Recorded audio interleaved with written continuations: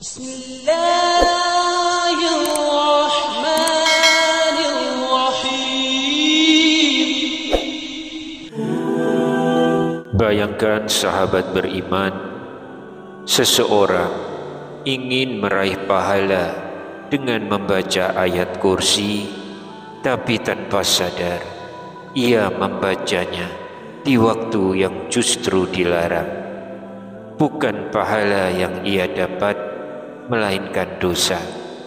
Kapan saja waktunya? Mari kita bahas bersama.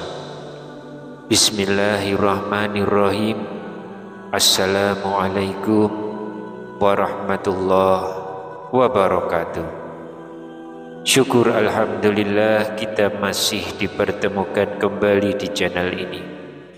Salawat dan salam selalu dan tetap tercurahkan kepada junjungan kita Nabi besar Muhammad sallallahu alaihi wasallam. Allahumma sholli ala sayyidina Muhammad wa ala ali sayyidina Muhammad. Harapan dan doa saya, semoga sahabat-sahabatku semua senantiasa dikaruniai kesehatan, dilapangkan rezekinya yang halal dan berkah, diampuni segala dosa-dosanya, dipanjangkan umurnya dalam ketaatan, dan semoga kita semua tetap istiqomah di atas iman dan Islam hingga akhir hayat. Mari luangkan waktu sejenak untuk menuliskan sholawat di kolom komentar. Insya Allah itu menjadi tanda cinta kita kepada Rasulullah sallallahu alaihi wasallam. Semoga dengan sholawat tersebut kita semua kelak beroleh syafaat beliau di yaumil akhir. Amin ya rabbal alamin.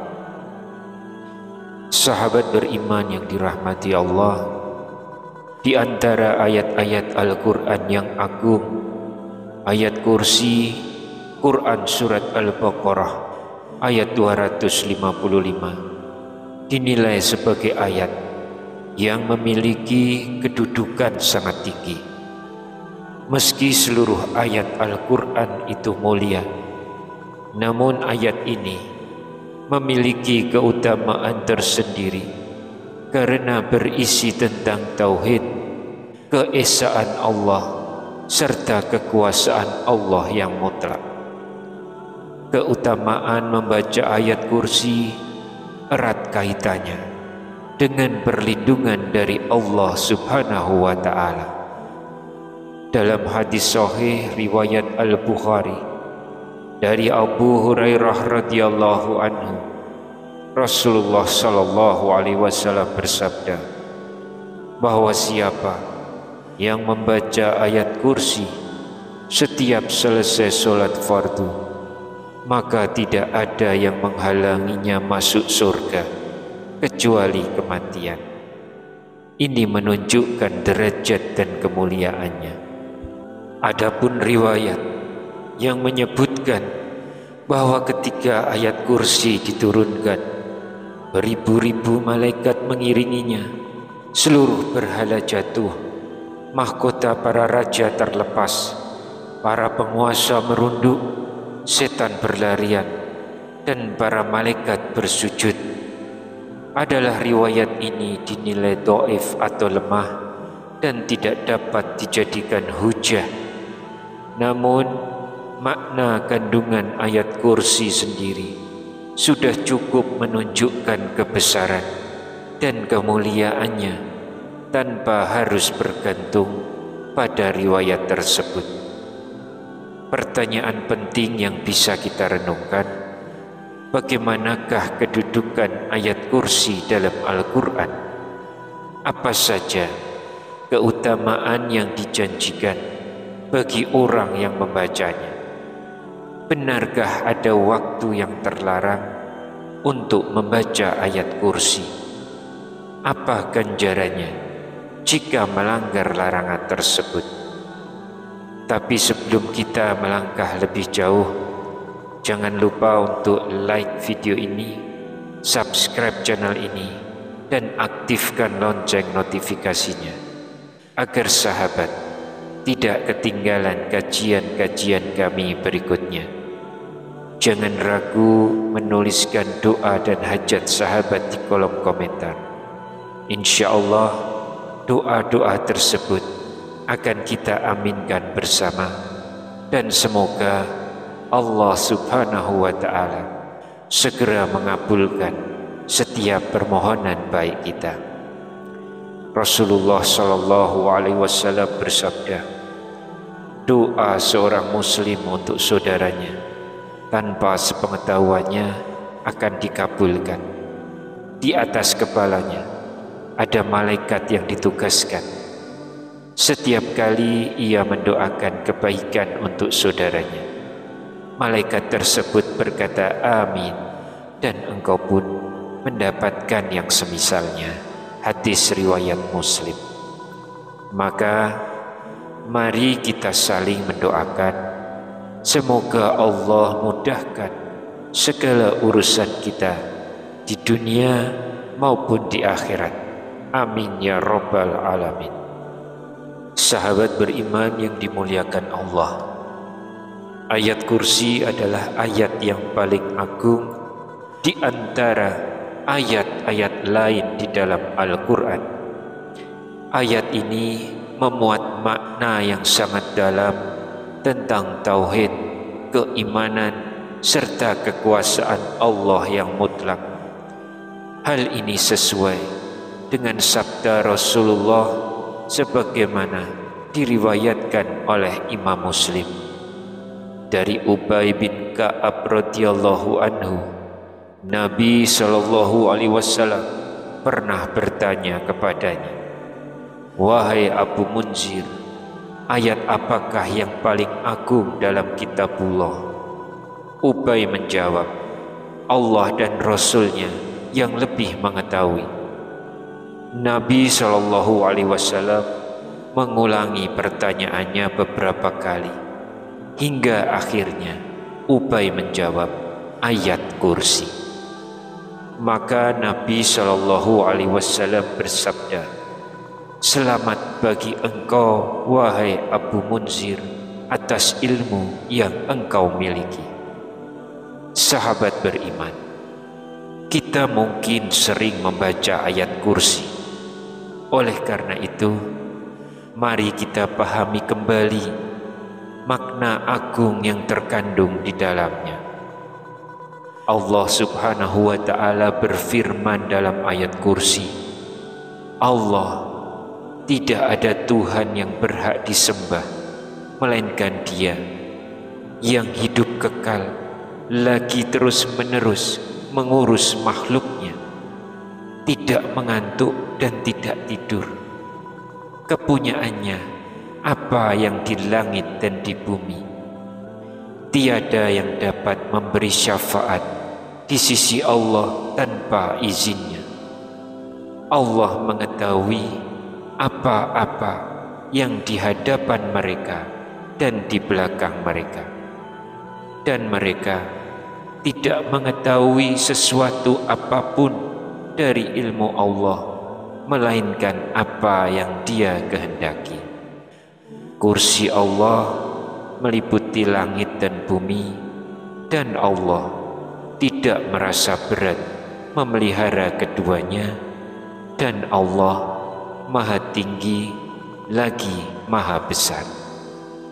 Sahabat beriman yang dirahmati Allah, banyak di antara kita mungkin bertanya, apa sebenarnya makna dari ayat yang diberi nama ayat kursi? Ayat ini terdapat dalam surat Al-Baqarah ayat 255 dan disebut sebagai ayat paling agung di dalam Al-Quran. Nama kursi memiliki beberapa penafsiran. Ada yang menyebutnya sebagai luasnya kekuasaan Allah yang meliputi langit dan bumi. Ada pula yang menafsirkannya sebagai lambang pemerintahan, kerajaan, serta keagungan Allah. Imam Ibnu Katsir menukil pendapat sahabat Ibnu Abbas radhiyallahu anhuma bahwa kursi adalah tempat letak kedua kaki Allah. Atsar ini sahih sanadnya, tetapi hakikatnya hanya Allah yang mengetahuinya. Kita imani sebagaimana adanya tanpa bertanya bagaimana. Rasulullah Shallallahu Alaihi Wasallam bersabda dalam hadis riwayat Tirmizi, segala sesuatu memiliki puncaknya, dan puncak Al-Quran adalah surat Al-Baqarah. Di dalamnya terdapat sebuah ayat pemimpin seluruh ayat Al-Quran, yaitu ayat kursi. Namun perlu dicatat, hadis ini dinilai hasan oleh sebagian ulama dan dhaif oleh sebagian lainnya. Adapun yang paling kuat adalah hadis sahih riwayat Muslim dari Ubay bin Ka'ab yang menegaskan bahwa ayat kursi memang ayat paling agung di dalam Al-Quran. Sahabat beriman yang dirahmati Allah, di balik keagungan ayat kursi ada banyak sekali keutamaan ketika kita membacanya. Dalam hadis sahih riwayat Bukhari, Rasulullah Shallallahu Alaihi Wasallam bersabda, apabila engkau hendak tidur di malam hari, bacalah ayat kursi.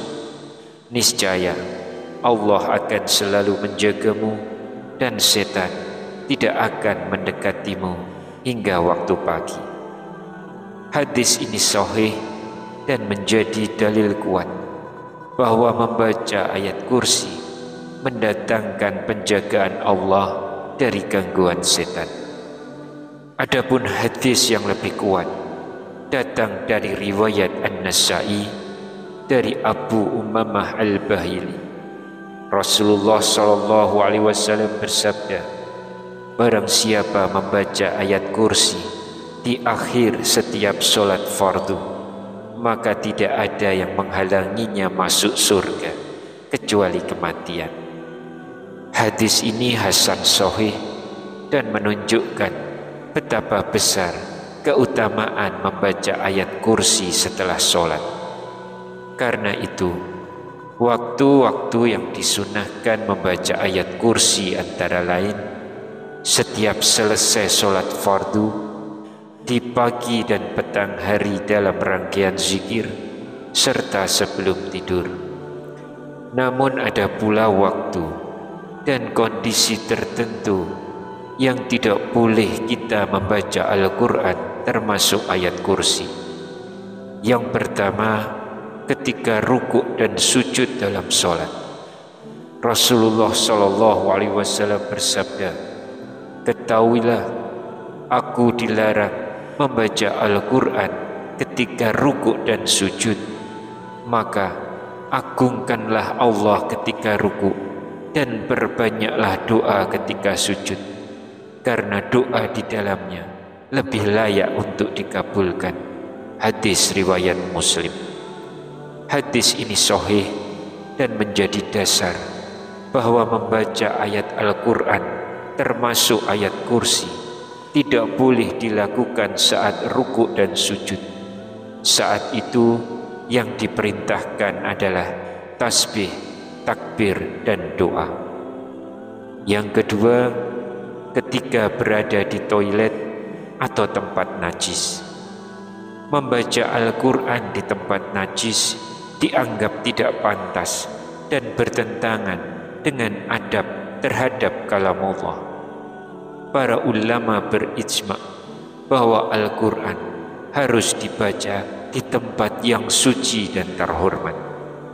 Ibnul Qayyim menjelaskan dalam I'lamul Muwaqqi'in bahwa membaca Al-Quran di tempat najis adalah bentuk merendahkan kesucian Al-Quran.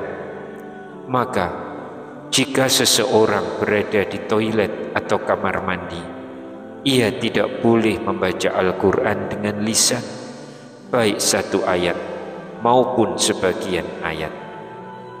Yang ketiga, ketika dalam keadaan hadas besar, junub, haid, atau nifas.